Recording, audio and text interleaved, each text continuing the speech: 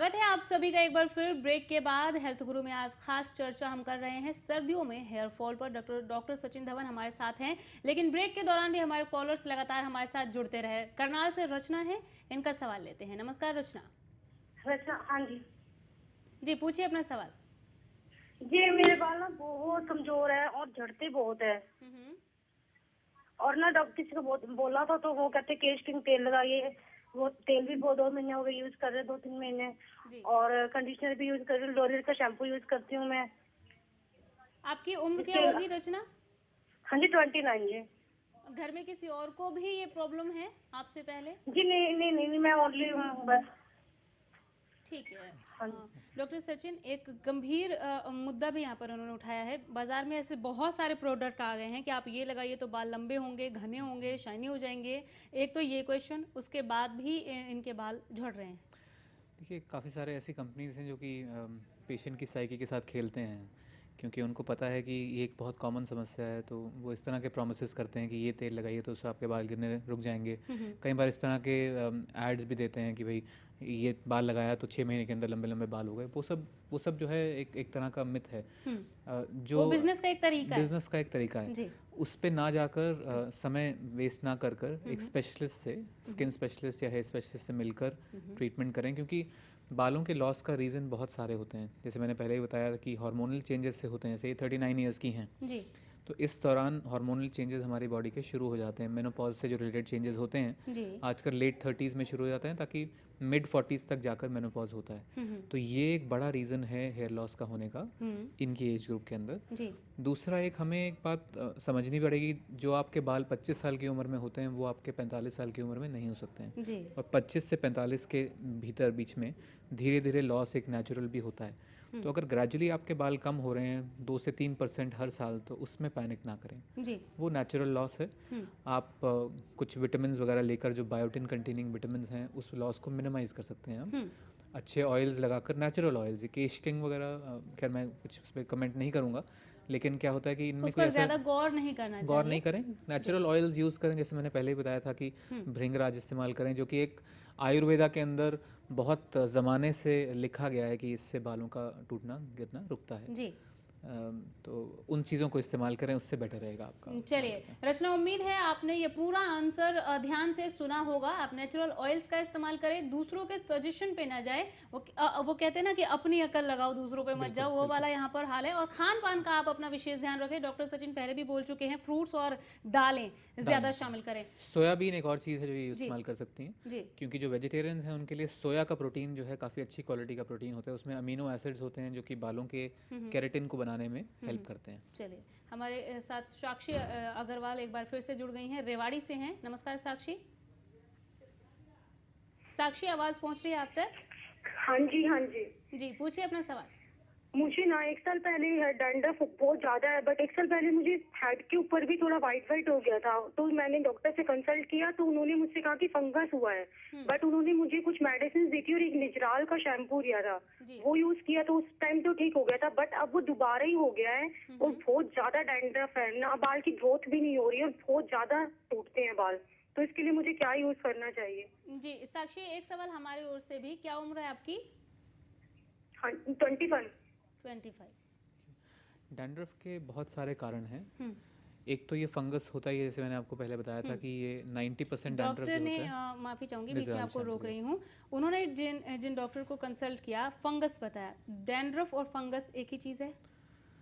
देखिए, डैंड्रफ 2 तरह के होते हैं। एक तो ऑयली डैंड्रफ जिसे बोलते हैं, जो 90% केसेस में होता है, वो फंगस के कारण होता है। और ये फंगस ऐसा नहीं है कि किसी और इंसान से हमें टच करने से या कोम के इस्तेमाल करने से हो गई है। ये नेचुरल फंगस हमारी बॉडी के अंदर रहती ही है, जी। जो कि हमारी बॉडी की रेजिस्टेंस कम होने से ज़्यादा ग्रो करती है। जी। रेजिस्टेंस कम होने से हमारा मतलब है कि अगर आपका खाना पीना अच्छा नहीं है, विटामिन की कमी है, तो बॉडी की जो फंगस को फाइट करने की क्षमता होती है वो कम हो जाती है। जी।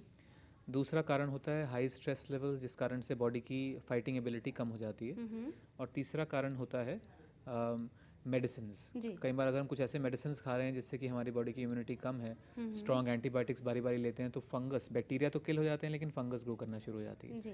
तो अगर इनका फंगल डैंड्रफ है तो इनको अगर निजराल से पहले बेनिफिट हुआ था, तो सबसे इंपॉर्टेंट बात तो ये है कि ये फंगस हमारी बॉडी से जाने वाली है नहीं, इस बात को मान लें। जी। तो निजराल से अगर इनको पहले फ़र्क पड़ा था तो ये कुछ समय के लिए, एक दिन छोड़ के एक दिन, 4 हफ्ते के लिए निजराल इस्तेमाल करें। जी। और उसके बाद भी जब ठीक भी हो जाए तो उसके बाद भी हफ्ते में एक बार उसको ज़रूर यूज़ करते रहें।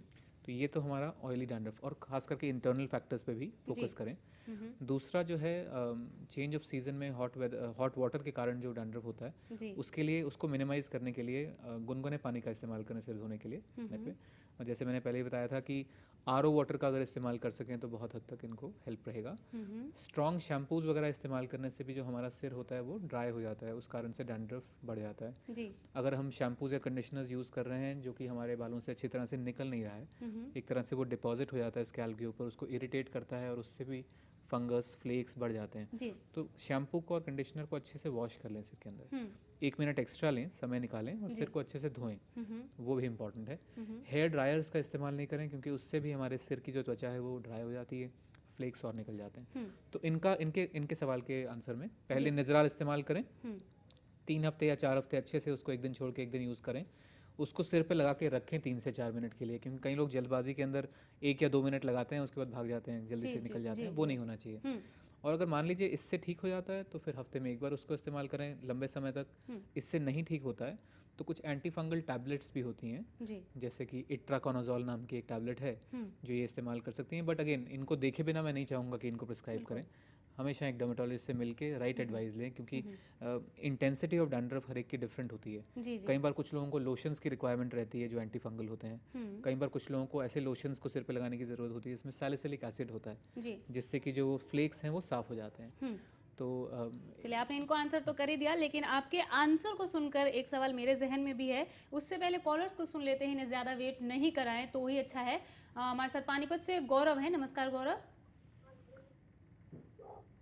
गौरव, सुन पा रहे हैं आप हमें? हाँ जी, नमस्कार जी। नमस्कार, सवाल पूछ सकते हैं आप।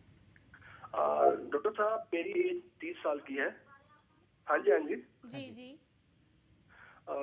मेरी एज 30 साल की है और करीब 3 साल से मेरे सिर में गंजापन आ गया बिल्कुल बीच में। तो सर, क्या ये मेरे बाल दोबारा आएंगे नहीं, या इनको भी छोड़ दूं क्या यहाँ? देखिए, गंजेपन का ये होता है कि लगभग 1 साल तक आपके जो बाल गिर गए हैं या नहीं दिख रहे हैं, इतने पतले हो गए हैं, उनको हम रिकवर कर सकते हैं।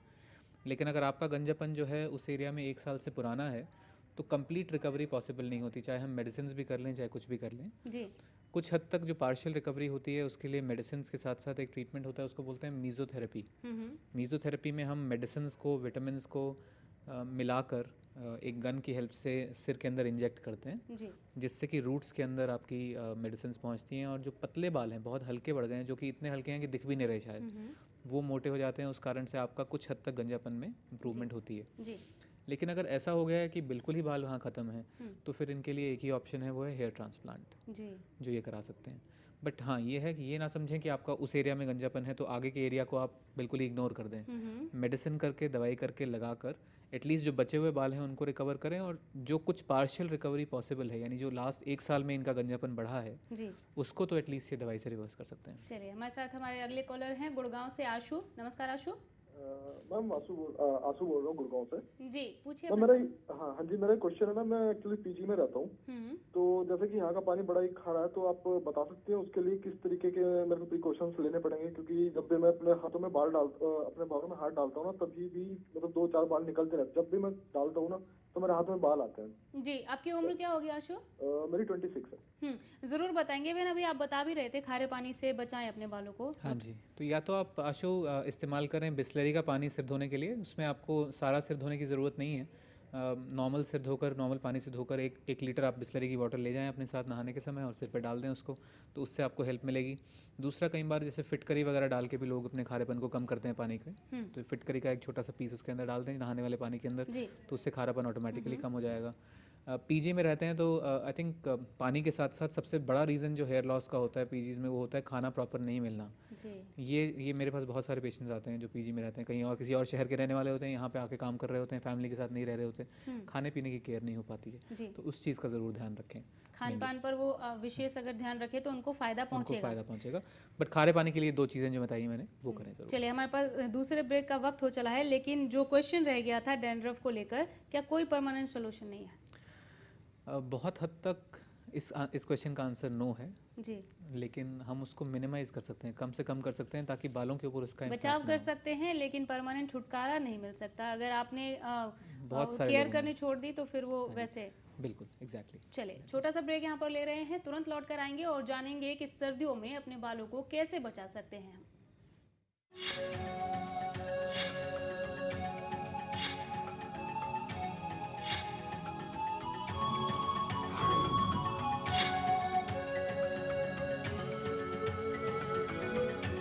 क्या बात